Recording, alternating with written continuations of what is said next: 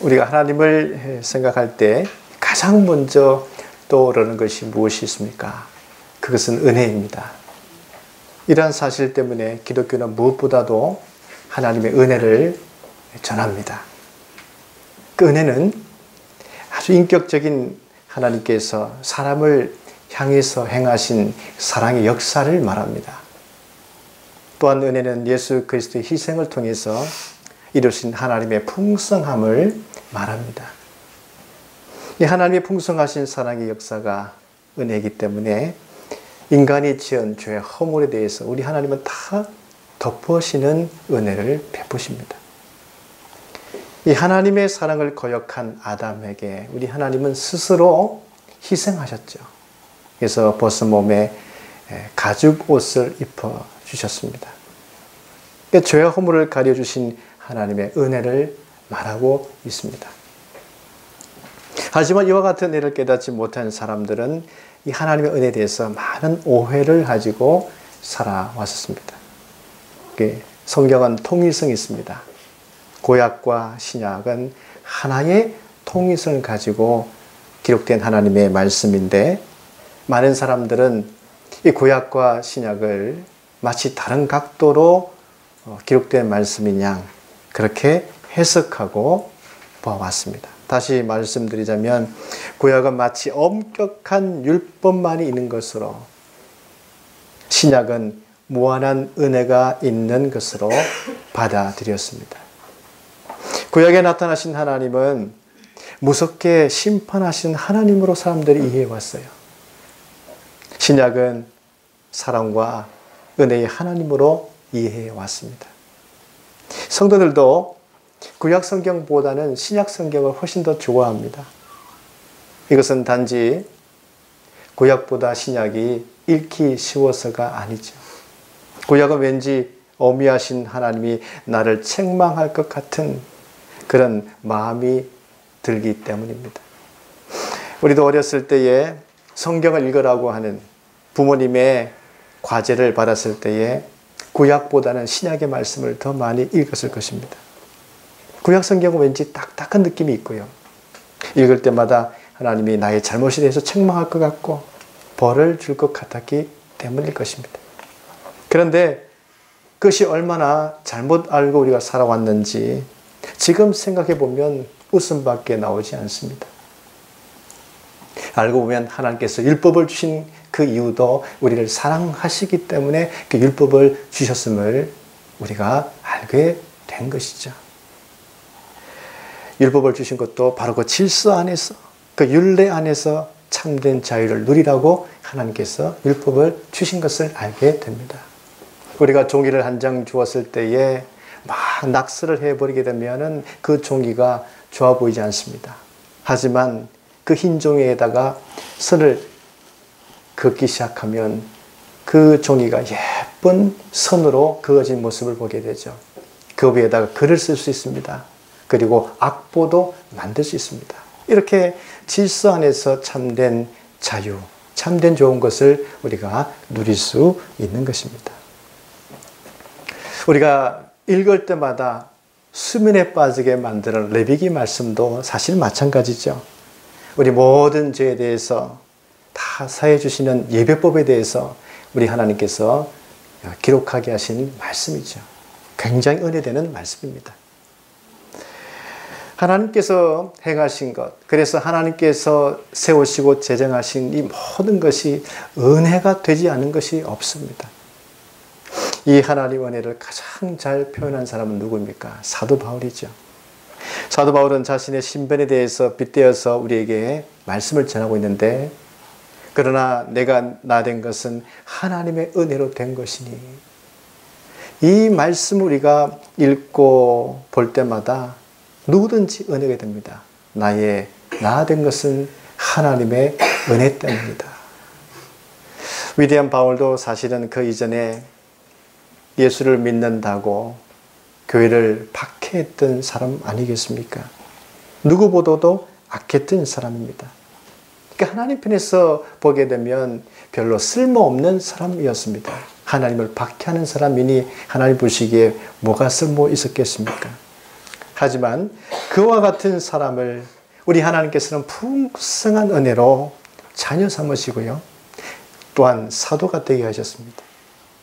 이 하나님의 은혜의 특징은 야곱, 모세, 다윗, 베드로, 바울같이 문제가 많은 사람들에게 대해서도 풍성하신 은혜를 하나님께서 베푸셔서 그들 하여금 새로운 인물로 되게 하셨죠. 사람을 바꾸셨습니다.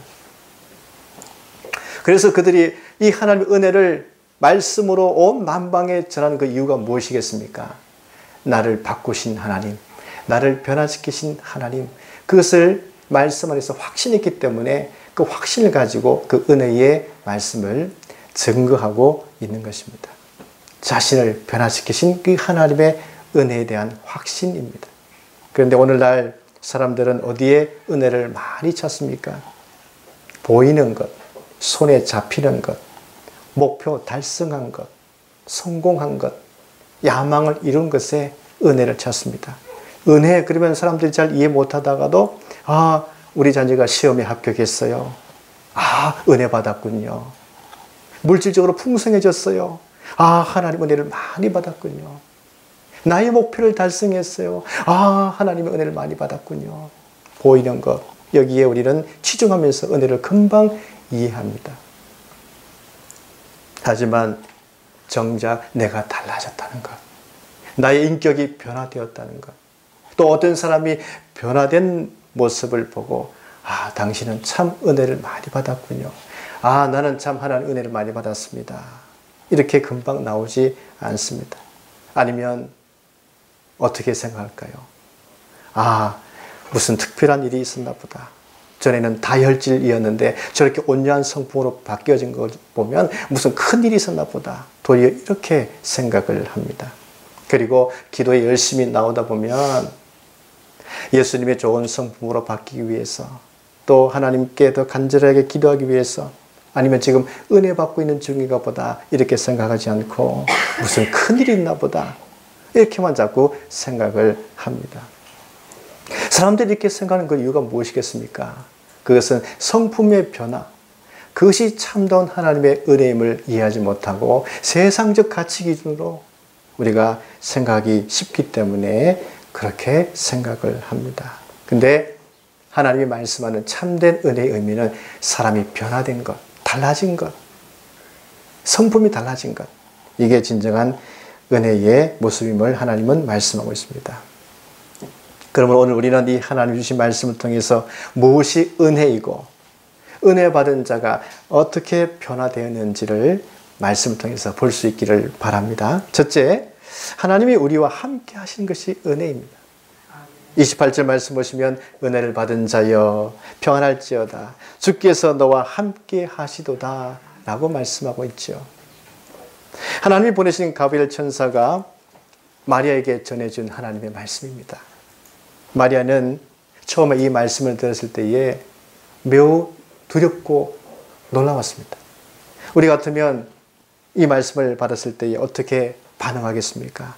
주께서 나와 함께 하신다. 이 말씀을 받았을 때에 우리는 금방 아멘이라고 아마 대답할 것입니다. 하지만 당시 이스라엘 분위기는 우리와 달랐습니다.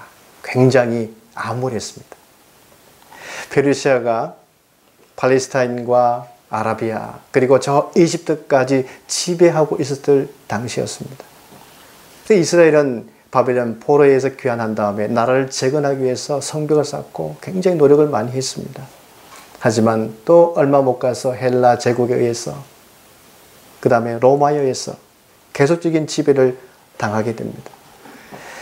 페르시아와 로마에 의해서 지배를 당했던 이스라엘은 결국은 회당이라고 하는 곳에서 거기서 율법을 가르치고 율법을 듣고 율법을 낭독하고 율법을 해석하고 그렇게 살았을 뿐이었습니다. 더 이상 하나님께서 계시로서 하나님 말씀을 전해주지 않으셨습니다. 400년 동안 하나님은 침묵하셨습니다. 400년 동안 침묵하셨던 하나님께서 이제 가브리엘 천사를 통해서 계시의 말씀을 전하는 것입니다. 그것도 당시 아무런 생각 없이 그냥 살았던 마리아에게 벼랑간 말씀이 떨어진 겁니다. 은혜 받은 자여. 그 순간 찰나적으로 이 마리아는 얼마나 놀랐겠습니까? 400일 동안 침묵했다가 터뜨린 말씀이 은혜를 받은 자여. 그랬으니 내가 은혜를 받은 자라고? 어찌하여? 왜 그렇게 생각했을까요? 마리아는 사람들이 생각하는 은혜와 달랐기 때문입니다. 가진 것도 없습니다. 무명의 집안이었습니다. 당시 약혼한 그 요셉은요, 평범한 사람이었습니다. 목수의 일을 하는 사람이었고, 또 이 요셉과 마리아는 그 나사렛에서 살았습니다. 그들이 현실적으로 왕족으로 태어났거나 또 당시 종교 지도자로서의 신분을 가졌다면 그들은 은혜를 받은 자여라는 말씀을 들었을 때에 아멘이라고 화답을 했을 것입니다. 하지만 예루살렘 도시에 산 것도 아니고 이름도 없는 저 시골 나사렛에 살았어요. 여러분, 나사렛이 얼마나 무명의 동네이냐면 그 앞에 갈릴리라고 붙이지 않으면 나사렛이 어디 있는지도 모를 정도였습니다. 그래서 갈릴리 나사렛이라고 이름을 붙이는 겁니다. 요한복음을 보게 되면은 나다나엘이라는 사람은 뭐라고 얘기했습니까? 나사렛에서 무슨 선한 것이 나오겠느냐, 이 정도였습니다. 이런 형편에 처한 마리아에게 하나님께서 은혜를 받은 자여라고 벼랑간 엄청난 말씀을 하시는데, 우리 하나님께서 첫 마디에 은혜를 짜신 그 이유가 무엇이겠습니까? 하나님이 생각하시는 은혜는 사람들이 생각하는 은혜와 다르기 때문에 하나님이 마리아에게 은혜를 받은 자여라고 선포하신 것입니다.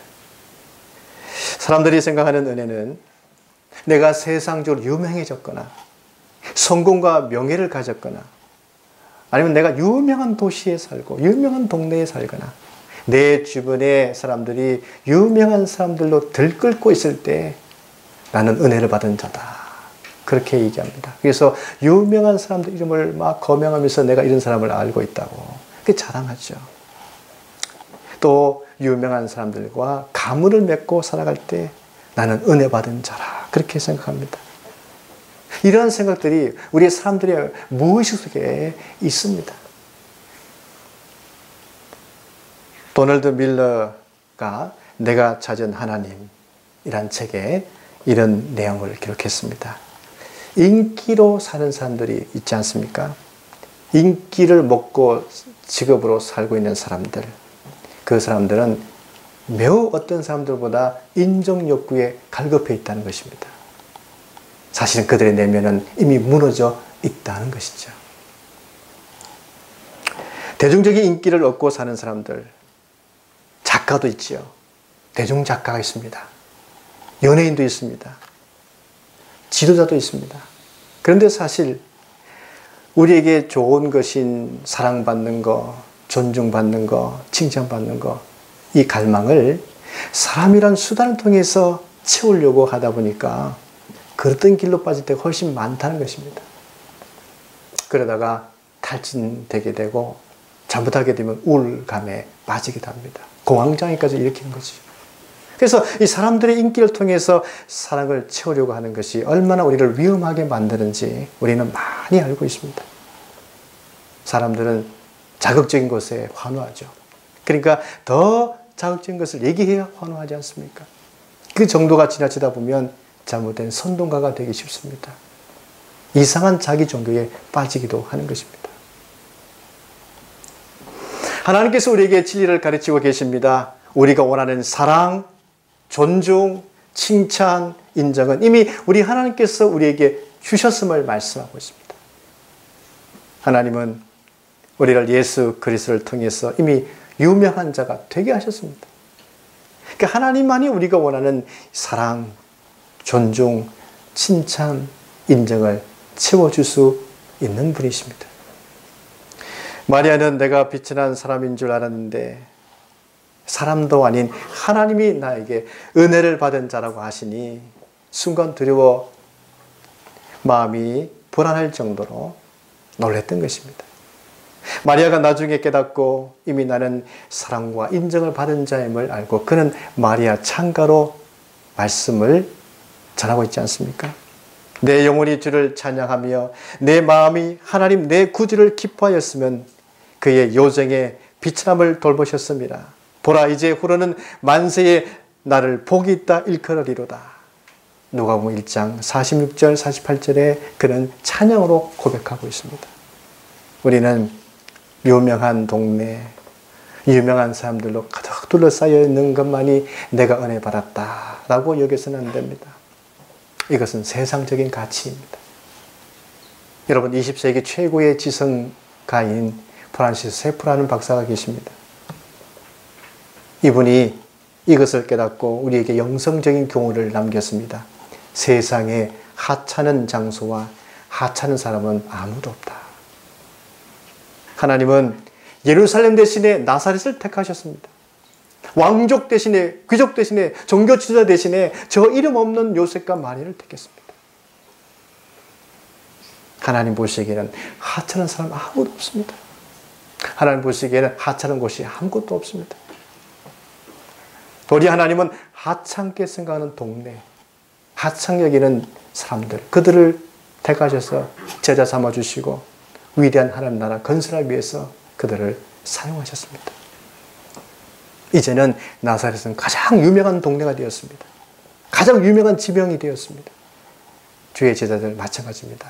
가장 유명한 사람들이 되었습니다. 여러분 은혜란 무엇입니까? 28절 하반절 보십시오. 주께서 너와 함께 하시도다. 하나님이 계시는 곳, 하나님이 함께하는 사람, 바로 그곳과 그 사람이 은혜 받은 자인 줄로 믿습니다. 아멘. 하나님은 우리 교회와 함께 하십니다. 하나님은 우리와 함께 하십니다. 아멘. 그럼 우리는 하나님의 은혜 받은 줄 믿으시기 바랍니다. 아멘. 둘째 은혜 받은 자는 이 말씀이 이루어지도록 자기를 드립니다. 이 38절 말씀 보시면요. 마리아가 이르되 주의 여종이오니 말씀대로 내게 이루어지이다. 이 말씀은 마리아의 아름다운 믿음의 순종의 고백이 기록되어 있습니다. 그러니 주의 천사가 이제 임무를 다 마치고 이제 완성했다는 의미로 그를 떠나서 하나님께로 되돌아갑니다.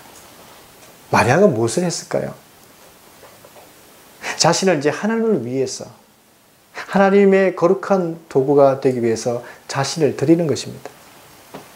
여러분 말씀이 말씀대로 이루어지기 위해서는 우리 인간의 드림이 있어야 됩니다. 하나님은 결코 혼자 일하지 않습니다. 하나님이 모태스가 아닙니다. 하나님은 우리와 함께 하시고 원하시는 인격적인 하나님이시기 때문에 동력을 통해서 하나님은 항상 역사를 이루어 가십니다. 이스라엘을 출애굽하기 위해서 왜 하나님께서 혼자 재앙을 내리고 바로를 쓰러뜨리고 히브리 민족을 끌어내지 못했겠습니까? 그러나 하나님은 40년 미디안 광야에 모세를 두시고 그 40년을 하나님을 기다리시면서 그 다음에 그를 만나셨습니다. 그래도 모세는 처음에 하나님께 바로 반응하지 않았습니다. 5번이나 하나님이 모세를 설득합니다. 모세야, 너를 바로에게 보내어서 내 백성 이스라엘 자손을 애굽에서 인도하여 내게 하겠다. 5번이나 하나님도 힘들게 모세를 설득 작업했어요. 하나님은 예레미야 선지자를 세우실 때도요. 예레미야가 뭐라고 반응했습니까? 주 여호와여 나는 아이라 말할 줄을 알지 못합니다.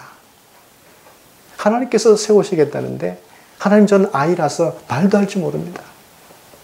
그래서 하나님께서 말씀하셨죠. 너는 아이라 말하지 말고 내가 너를 누구에게 보내든지 너는 가며 내게 무엇을 명령하는지 너는 말할지어다. 하나님은 예레미야 선지자가 필요했던 거예요.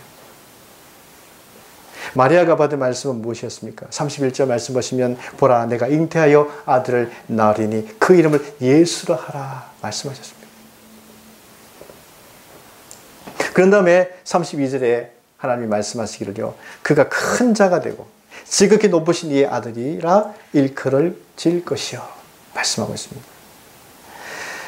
여러분 마리아가 아들을 낳았지만 그 아들은 지극히 높으신 하나님의 아들이라 하셨습니다. 여기에 바로 은혜 받은 자의 사명이 주어지게 되는 것이죠. 마리아는 자신의 꿈을 이루라고 이 말씀을 받지 않았다는 것입니다. 하나님께서 이 꿈을 주실 때 너의 꿈을 이루라, 너의 뜻을 이루라, 너의 야망을 이루라, 그런 뜻으로 이 말씀을 주시지 않으셨습니다.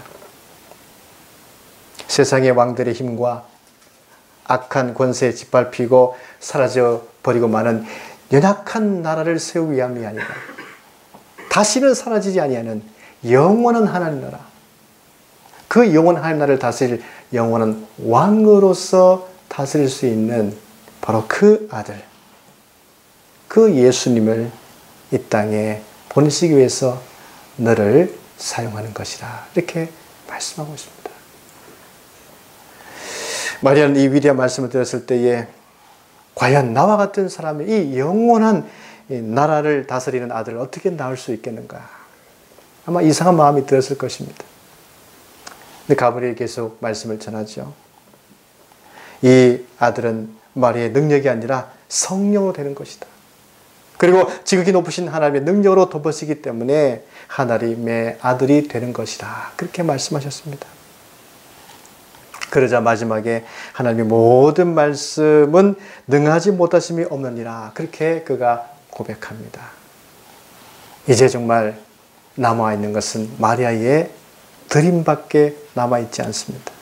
이 위대한 말씀이 이루어지기 위해서는 나약한 마리아이지만 그녀의 드림으로 모든 것이 이루어지게끔 하나님이 하시는 것입니다. 지금 은혜 받은 마리아가 하나님이 원하시는 대로 자신을 드리기만 하면 되는 것입니다. 여러분, 하나님 역사가 우리 가운데 있으시기를 원합니다. 그러기 위해서는 나 자신을 드려야 됩니다. 말씀대로 이루어지다 하면서 말씀을 우리가 붙잡고 나 자신을 드려야 되는 것입니다. 영국의 목회자 존 웨슬리가 유명한 언약 기도를 했습니다. 하나님, 저는 더 이상 제 것이 아닌 하나님의 것입니다. 무엇이든 하나님이 원하시는 일을 맡겨주시고 하나님의 원하시는 사람들 곁에서 사역하게 하시옵소서. 오직 하나님을 위해 저를 높이시거나 낮추어 주십시오. 오직 하나님을 위해서 제게 채워주시거나 없게 해주십시오. 오직 하나님을 위해서 제게 모든 것이 있게 하시고 아무것도 없게 하소서. 제 모든 것을 하나님이 기뻐하시는 대로 쓰시기를 기꺼이 내어드리겠습니다. 그런 언약 기도를 했습니다. 여러분, 이 웨슬리 목사님의 언약 기도를 들으면서 어떤 마음이 드십니까? 나는 나의 높임만을 위해서 하나님께 기도하지 않았습니까? 하나님, 나를 세워주십시오. 나의 이름을 크게 해주십시오. 아니면 나의 채워짐만을 위해서 기도하지 않았습니까? 하나님 채워주십시오. 하나님 채워주십시오. 풍성하게 해주십시오. 하나님 없습니다. 있게 해주십시오. 이렇게만 기도하지 않았습니까?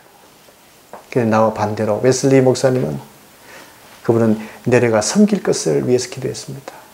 비워지기를 기도했습니다. 없게 될 때까지 섬기겠습니다. 이걸 놓고 기도했습니다. 이렇게 기도를 했기 때문에 하나님께서 그를 높여주셔도 그는 하나님을 섬기기 위해서 도리어 낮은 자리에 내려가서 섬길 수 있었습니다. 하나님이 채워주실 때에도 하나님을 섬기기 위해서 자신을 비울 수 있었습니다. 그런 웨슬리가 영국에 있었기 때문에 프랑스의 혁명처럼 피비린내는 혁명이 없었고 영국은 평안하게 변화될 수가 있었습니다. 나의 야망에 불타있는 사람은 말씀을 이룰 수가 없습니다. 하나님께서 높여주시고 채워주실 때 하나님께 자신을 내어드릴 수 있는 사람만이 말씀이 말씀대로 이루어지도록 할 수 있는 것이고, 마리아가 그렇게 살았던 것입니다. 38절 말씀 보십시오. 마리아가 이르되 주여, 주의 여종이오니 말씀대로 내게 이루어지이다. 하나님의 영원하고 위대한 말씀이 이루어진 곳은 거대한 군중들이 모이는 곳이 아니었습니다. 작고 연약한 한 마리아의 이 드림을 통해서 하나님은 그 말씀을 이루어 주신 것입니다. 네. 여러분, 우리는 작습니다. 우리는 연약합니다. 우리는 진짜 한 몸에 지나지 않습니다. 하지만 하나님은 우리의 드림을 기다리고 있습니다. 말씀을 주실 때에 우리가 작은 몸이지만 연약한 몸이지만 하나님께 드릴 때에 그것이 하나님의 위대한 말씀을 이루는 드림이 될 줄로 믿습니다. 이렇게 은혜 받은 자로 사시는 우리 모두가 될 수 있기를 간절히 바랍니다.